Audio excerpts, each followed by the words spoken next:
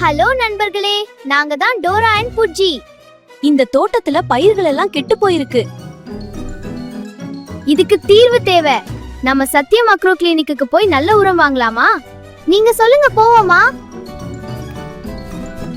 முதல்ல ரோடு, அப்புறம் பாலம், அடுத்து கடை, ஃபைனலி சத்தியம் அக்ரோ கிளினிக். இங்கதான் சரியான உரம் கிடைக்கும். பயிர்களுக்கு நல்ல குவாலிட்டி உரம் வாங்கிக்கலாம்.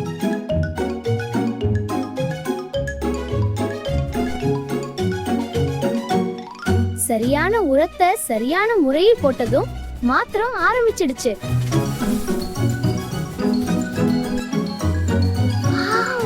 இப்ப பாருங்க, விளைச்சல் அமோகமா வளருது.